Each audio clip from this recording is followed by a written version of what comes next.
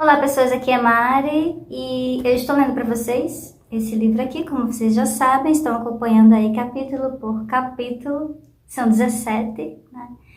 Então agora eu vou entrar no 9º capítulo para vocês, né, sobre Maria Bonita, a entrada dela no cangaço e de outras mulheres, né, sexo, violência e tudo mais. E aí eu queria deixar aqui registrado para vocês, que logo aqui no início do sumário, está organizado para dizer para a gente que toda essa pesquisa tem fontes, né? Então tá tudo aqui, ó. Tem as notas, as fontes, sobre como ela fez a pesquisa para publicar o livro. Tem as referências das imagens, que no capítulo passado eu mostrei algumas imagens, né? Então tem essas referências, tá? Só que não é embaixo da foto. No final do livro tem todas as referências. Ela escolheu fazer dessa maneira, colocar no fim, tá? E o índice remissivo. Então, só para deixar registrado para vocês aqui que todas essas informações, elas estão no livro, tá? Então, vamos lá. Capítulo 9, página 129. As duas malas de couro cru, trancadas a cadeado, guardavam dinheiro e joias. Escondida nas profundezas da caatinga, protegida pelo emaranhado de folhas das macambiras, a bagagem fora colocada ali por Maria de Déia e Lampião. O casal estava certo de que, sob os cuidados dos pais de Maria, a quem confiaram as chaves, a burra estaria a salvo das volantes. Enganaram-se. A burra é tipo todo o tesouro que eles tinham ganhado de presente, ou roubado, né? Ou se apropriado, entre aspas, se apropriado, ganhado dos coronéis, ganhado de políticos, então, dos padrinhos, das madrinhas, né? Dos coiteiros. Então, é interessante notar, né, que eles guardavam isso como se fosse um tesouro mesmo, tá? Como gastar, né? Então, da maneira que eles gastavam era, às vezes, dando para algumas pessoas para conseguir troca de algum favor. E para conquistar pessoas também, eles pagavam comida ou dava parte de alguma coisa importante que eles achavam que podiam fazer a troca.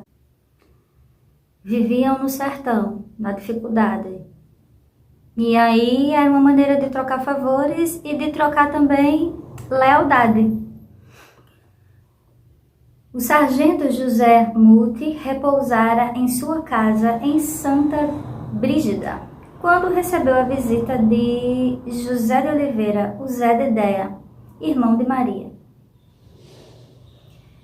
Corria o mês de agosto em 1933. Muti se interessa por duas malas de Lampião.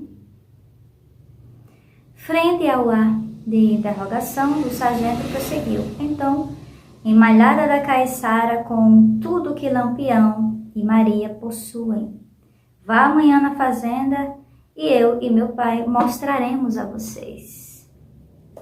No dia seguinte, na companhia de outros 3 integrantes da volante, Muti compareceu ao local, foi recebido por Zé de Déia e o pai, seu Zé Felipe. Os 6 homens se embrenharam mata adentro e depois de uma breve caminhada atingiram o ponto exato onde as tais malas estavam guardadas. Com uma mão, seu Zé levantou as folhas de macambira e mostrou os objetos para os macacos. Com a outra, ofereceu as chaves para Muti. Abra e veja o que tem dentro. O sargento ignorou a oferta. Para ele, o tesouro não estava nas canastras, mas sim no marido da filha do velho.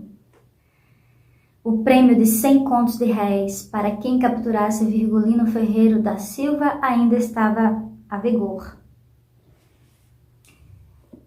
Quis saber quando o cabo estaria ali, no dia 3 de novembro, respondeu seu Zé de Filipe, mas lhe fez um alerta. Geralmente Lampião vinha acompanhado de outros asseclas e permanecia a certa distância do local. Maria ia sozinha até onde estavam os pertences e pegava ou guardava o que fosse preciso. Tratava-se de medida preventiva. Caso um rapaz fosse preso, não teria como entregar para as forças volantes o canto exato onde o chefe escondia a riqueza. Muti elaborou uma rápida estratégia a partir daquela informação. Ao examinar o ambiente, vislumbrou moitas de quipá, um tipo de cacto. Escondeu-se atrás delas, testando sua eficácia como tocaia. Está muito perto, opinou Zé de Idéia, depois de finalmente encontrar uma boa posição para mirar Lampião. O sargento, o irmão e o pai de Maria voltaram para a casa da fazenda. Lá, uma cuia de pipoca, gentileza de Dona Déia. Aguardávamos. Dona Déia, a mãe de Maria, né?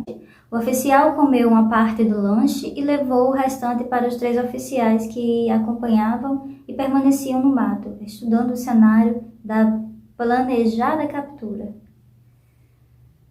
Depois da visita, o sargento voltou para sua rotina e passou as semanas seguintes tentando controlar a ansiedade pela proximidade do grande dia.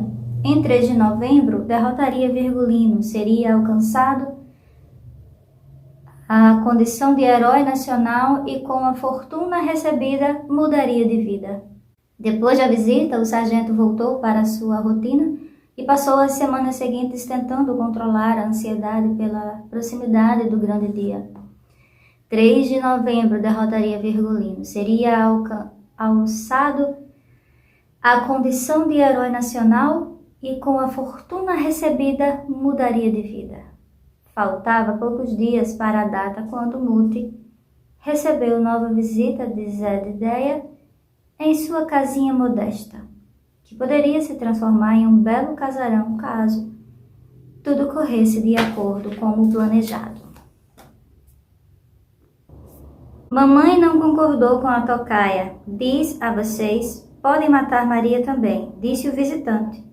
Depois de dar a má notícia, apresentou uma contraproposta. Na ocasião acertada, o sargento iria para a malhada de Caiçara, vestido como vaqueiro de bode. Zé o apresentaria a Lampião, e durante a troca de cumprimentos, os dois derrubariam o homem. O velho Zé de Filipe ficaria encarregado de segurar Maria. Muti, que se orgulhava do sangue italiano, aqui corria nas veias, ficou ligeiramente ofendido com a proposta. Você me acha com cara de vaqueiro de bode? Indagou. Quando o Lampião desconfiar, já está agarrado, desconversou Zé de Idéia. Sargento pediu 3 dias para pensar na proposta. Ao fim do prazo, aceitou a oferta, mas exigiu que o plano não fosse compartilhado com Dona Déia. Zé concordou com a condição. No dia 3 de novembro, Muti se fantasia de vaqueiro, dirigindo-se à malhada do Caiçara, e ficou à espera do homem. Lampião, cidadão pontual e de palavra, chegaria logo depois. Os homens de Muti, atocaiados perto do local das malas, viram quando o cangaceiro encerrou o passo, a cerca de 1000 metros do tesouro. Dali, em vez de seguir em frente, descreveu um círculo e em torno do esconderijo, observando os arredores, tal qual um felino rondando a presa. Antes que pudesse encerrar uma nova volta, o jaguar bravio do Nordeste se esvaiu pela mata, desaparecendo misteriosamente como se tivesse virado cacto. Zé e seu pai não haviam segurado a língua. Contaram toda a trama para Dona Déia, que deu seu jeito de avisar ao capitão. Frustrado ao perceber que não embolsaria os 100 contos de réis, José Muti chegaria ainda a uma dolorosa conclusão. Dentre os genros, era de Lampião que a velha gostava mais. Na ocasião daquela mal sucedida emboscada, Muti estava amigado com Antônia fazia 6 meses. Aos 20 anos, 3 ao menos do que Maria de Ideia. Então ele era mais novo que Maria de Ideia, né? O irmão dela. Tonha despertara a paixão do sargento com predicados que, dentro de 1 ano, seriam aposentados como razão para abandoná-la em avançado estado de gravidez, com corpo e cabelo cheirando a alecrim do campo, conforme descreveria um militar. A jovem encararia o companheiro com sua total ausência de educação doméstica cristã. Se a versão contada por José Muti fosse verdadeira, os 2 genros de seu José, de Felipe e Dona Déa jamais compartilhariam uma carneirada no almoço de domingo. Nesse caso, também é possível concluir que Lampião não ficaria sabendo da participação do sogro e do cunhado na cilada. A mãe de Maria, que nunca escondera a admiração por Virgulino, certamente sabia de sua crueldade com delatores. O mais provável é que ele tenha sido alertado quanto à presença de macacos na região, quando já estava nas proximidades da fazenda. Afinal, por causa de Maria de Ideia, o lugar vivia na mira dos volantes, de maneira que a informação não o surpreenderia. Isso explicaria o motivo pelo qual Lampião teria chegado a ir até Malhada do Caiçara, mas recuara antes de se aproximar das malas. Os soldados a serviço de Muti de Tocaia também estavam ali apenas para lhe dar apoio. Deveria caber ao sargento a glória máxima de disparar a bala, que encerraria a vida do fora da lei mais procurado do Brasil. Sempre que Lampião escapava da armadilha ou saía ileso de intenso tiroteio, reforçavam-se os boatos sobre seus poderes mágicos e negócios com o capeta. Entre os soldados corria a lenda de que o capitão tinha poder de se tornar invisível. Era adivinho e conseguiu pressentir o perigo, o que fazia com que muitos oficiais evitassem a todo custo encontrar-se com ele.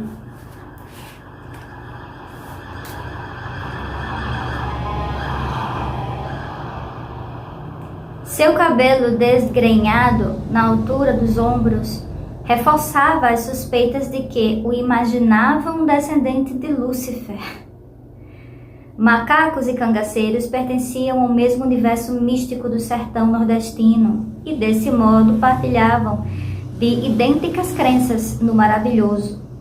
Acreditava-se que o rei do cangaço sabia ler as estrelas, previa chuva e seca, podia traduzir os sons da caatinga, mugido de boi, piado de coruja e rugido de onça, e interpretar os sonhos.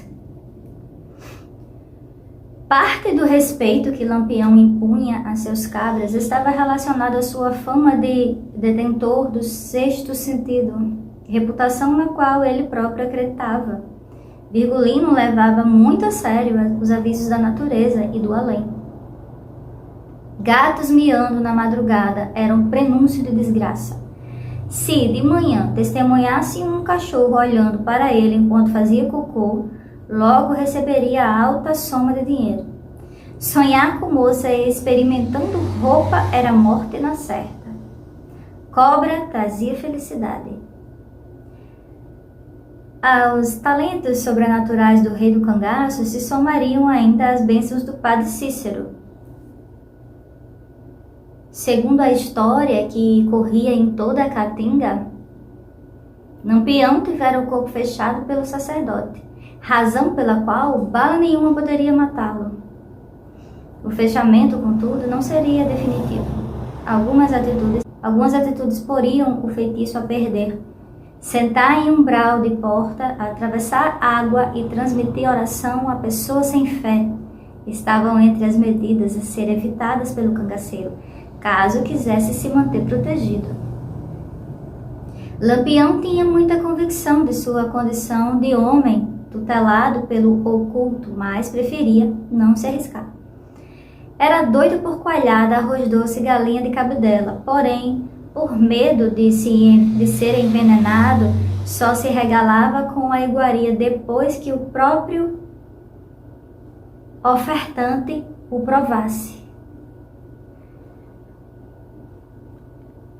Trazia no bornal uma colher de prata, que enfiava na bebida e na comida que lhe chegava de presente.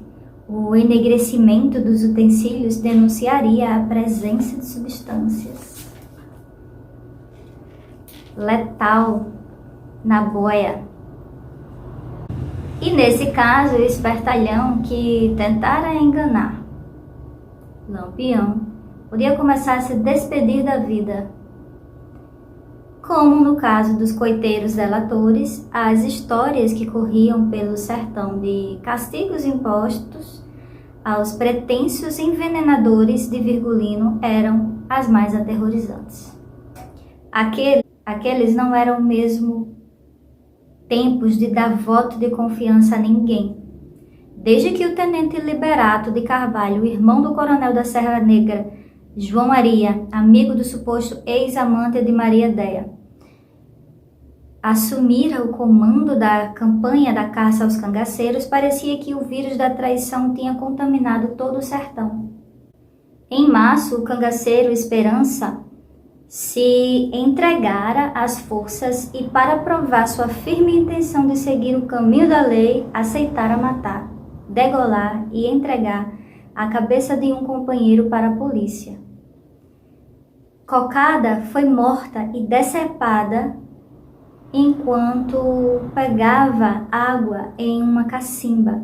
A cabeça do cangaceiro, com farto cabelo cacheado, olhos fechados e lábios entreabertos, seria colocada em um pedestal, fotografada e publicada com destaque nos jornais. Numa época em que minguavam notícias sobre as ações dos cangaceiros, a cabeça de Cocada era um alento para os jornalistas ávidos pelo sangue no sertão. No primeiro semestre de 1933, Lampião aparecia na imprensa aqui e ali, quase sempre em notinhas genéricas sobre assaltos a fazendas, saques a comércios. Seu nome também continuava a servir de inspiração. Na cidade de Barretos, no interior de São Paulo, um assaltante de fazendas era conhecido pela população como Lampião Paulista.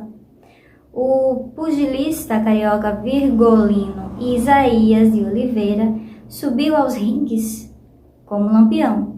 Em comum, além do prenome, tinham a fama de destemidos. Mesmo que quisesse sumir por alguns tempos, Virgulino Ferreira da Silva não seria tão facilmente esquecido. Nas agências de propaganda dos anos de 1930, recorria-se à figura fantástica dos secais para se vender de tudo, inclusive medicamentos, para o combate ao banditismo de Lampião. O país arma com seus soldados adestrados. Para combater a prisão de ventre, as pílulas da vida do Dr. Rosa, na dose de 1 ou 2 por noite, são as armas seguras de efeitos infalíveis, recomendava o anúncio dos comprimidos, com um desenho do Rei do Cangaço, na companhia de outros 8 bandoleiros, e um ar saudável, certamente de quem não sofria de problemas de constipação. Citações aos cangaceiros também eram feitas pelos comandantes da campanha contra o banditismo rural, cujas entrevistas, mesmo sem grandes novidades, continuavam a atrair a atenção dos leitores. Em abril, o chefe da polícia da Bahia, João Facó, informou ao jornal Carioca, à noite, que o sertanejo finalmente conhecia a paz. Nos povoados, os moradores já vivem tranquilos e confiantes, assegurou. A matéria, que trazia a imagem de Facó com o cabelo meticulosamente partido de lado e o pescoço dividido em 2 dobras, Talvez como resultado de gravata borboleta, aparentemente apertada, registrava ainda que Lampião, com parcos armamento e munição, perdera o seu valor combativo. Embora o chefe de polícia estivesse enganado quanto à capacidade bélica do rei do cangaço, Facó não estava de todo equivocado sobre o valor combativo de Lampião, do capitão Lampião. Fazia algum tempo que Virgulino vinha dando mostras de desgosto com a vida bandoleira. Costumava definir o cangaço como o pior meio de vida possível. Gostava de dizer que, se pudesse escolher uma profissão, seria vaqueiro. 3 anos depois de ter deixado o pacato Zé de Neném para acompanhar Lampião, Maria de Déia também parecia sentir alguma saudade da vida morosa. Desde o nascimento de Expedita, procurava permanecer o maior tempo possível em Sergipe para facilitar suas visitas à filha, ocasiões em que lhe levara presentes. Compartilhava com Virgulino o sonho de uma existência diferente, longe dos perigos, das persigas. Com o dinheiro que havia juntado, poderiam facilmente viajar para o sul do Brasil, comprar um pedaço de terra, mudar os próprios nomes e recomeçar a vida. Para Maria não seria tão difícil apostar no anonimato. Estava longe de ser uma moça famosa e sua foto nunca saíra nos jornais. Para Lampião, uma celebridade internacional, a situação era mais complicada. Ele sabia que se largasse seus súditos, abdicasse do reino e rompesse com os aliados, acabaria por decretar o próprio fim. Em 1933, os cangaceiros vinham privilegiando mais a qualidade do que a quantidade de suas ações. Solicitavam grandes quantias em dinheiro, armas, munição, mantimentos a seus protetores. Abastecidos, permitiam-se coitos mais demorados, ocasiões em que se dedicavam aos prazeres de uma vida ociosa.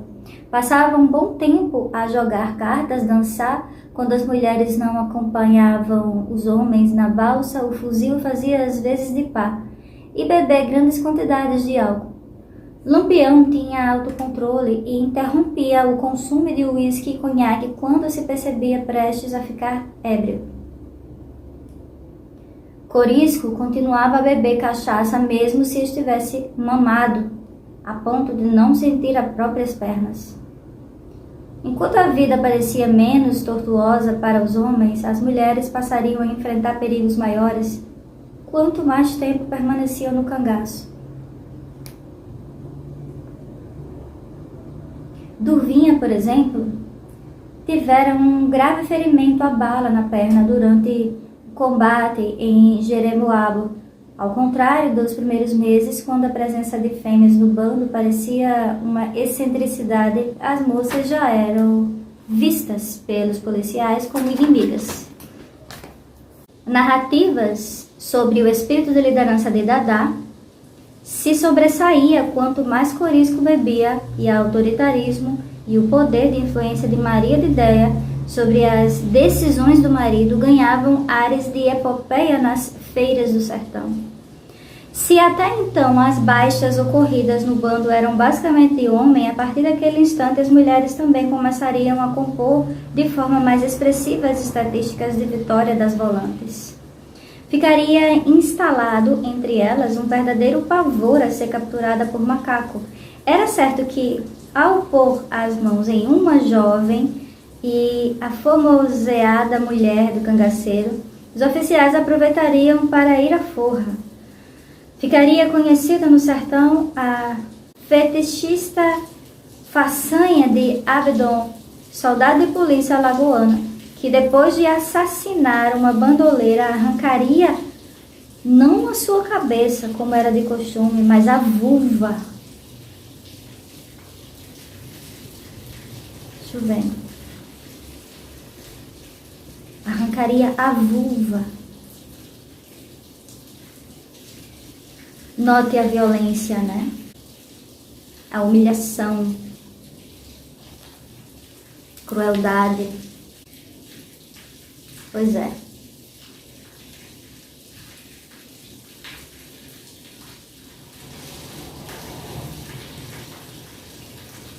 Policial, né? Fez isso. Só lembrando. Após a penosa extração, guardaria a parte íntima da mulher. Segundo a história que assombraria a região ao chegar em casa na cidade alagoana de Água Branca, Abdon teria salgado a vulva e a colocado para secar ao sol, com as extremidades ligadas e esticadas por varetas, de maneira a manter o formato triangular do órgão. Depois de curtido, o tecido seria batido até recuperar a flexibilidade. Ao fim da meticulosa operação, o soldado teria guardado de volta no bornal, que era tipo uma bolsa. Nos bares catingueiros, exibia para alguns nauseados ou entusiasmados conhecidos. Fim da apresentação, possessivo, levar a preciosidade de volta à bolsa.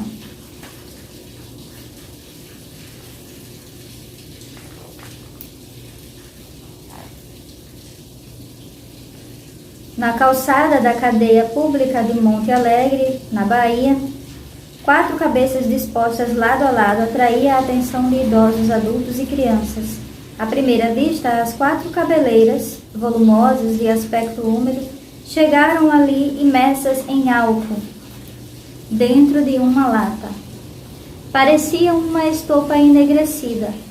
As órbitas oculares, sem expressão opacas, eram semelhantes em todos, exceto em Azulão, cujo rictus dava à sua face cadavérica uma perturbadora aparência de simpatia. Os lábios entreabertos, deixando os dentes à mostra, harmonizavam com olhos que pareciam sorrir. Isabelê, de testa larga e proeminente, transmitia conformação.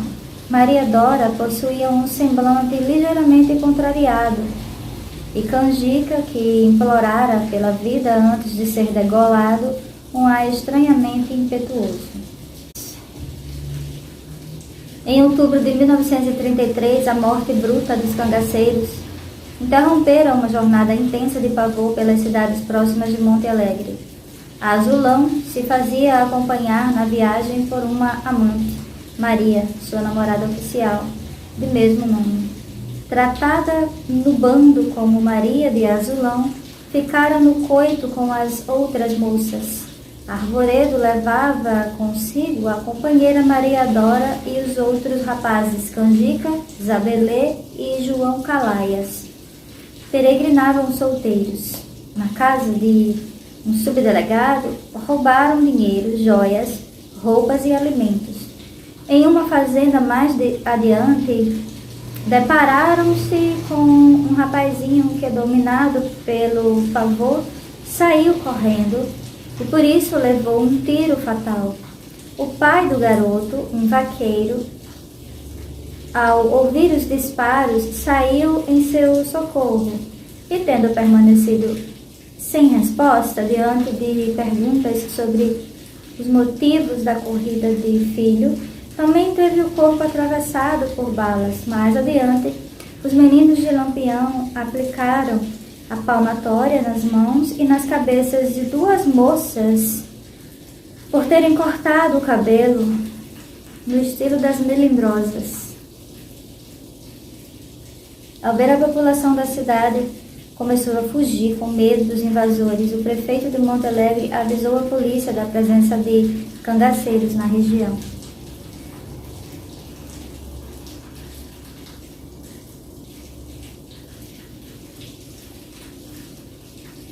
Os 3 grupos de soldados enviados a Monte Alegre iniciaram os trabalhos visitando coiteiros.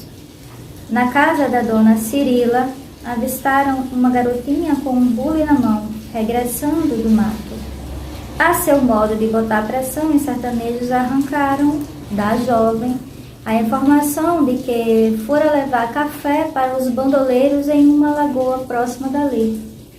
Ao chegar ao local, os macacos encontraram os forasteiros em plena refeição, comendo batata doce e ovo cozido, oferecimento de outro coiteiro das redondezas. Abriram fogo sobre o bando e revidou o ataque, ferindo 2 militares. Em meio aos tiros, Arvoredo, Maria e João Calaias conseguiram fugir. Os outros seriam degolados ali mesmo. Em meio aos restos de ovo e batatas. Depois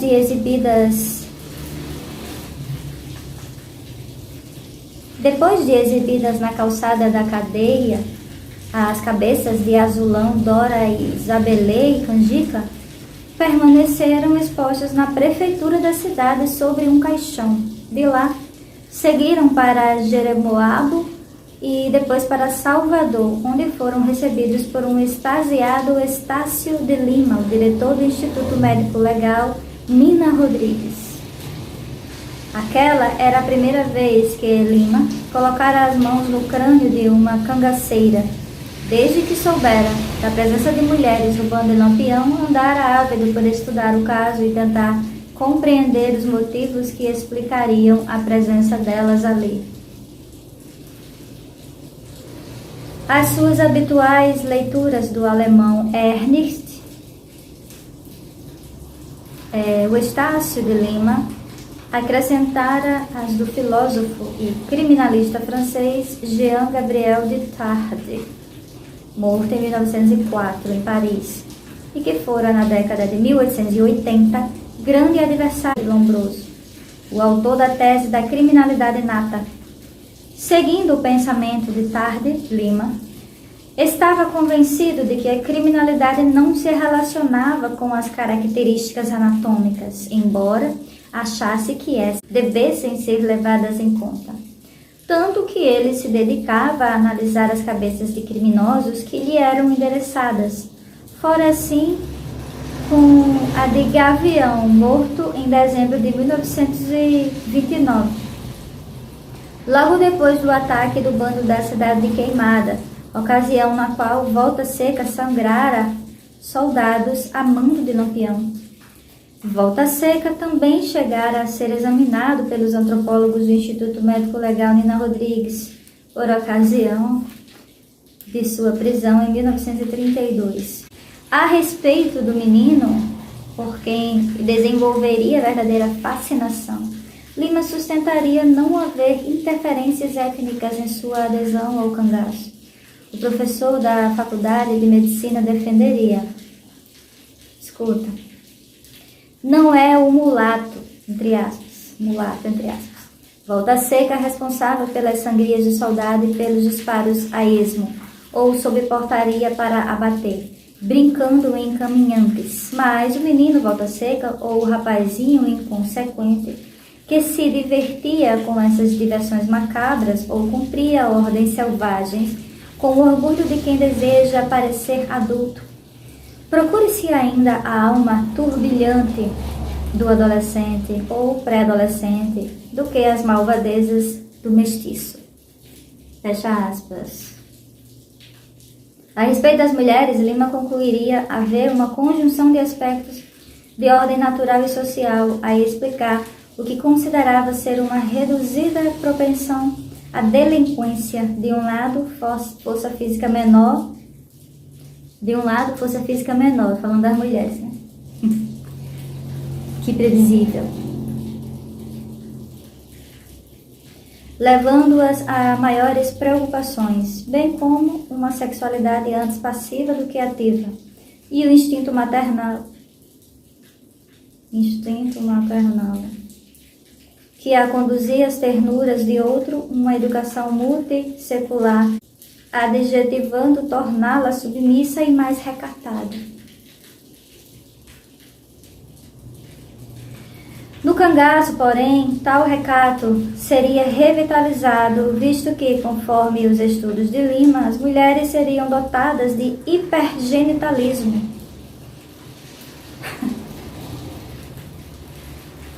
Ai, que preguiça. Possuidoras de mamas proporcionais e túrgidas, além de sensíveis ao toque. As moças mantinham, segundo ele, coitos ruidosos, remexidos, alvoroçados. Para o professor, não é que os homens machos, indubitáveis, desgostassem do vucu-vucu. Elas é que gostavam demais. Tá explicado, né? Pronto, acabou. Acabou o livro, então explicamos o cangaço.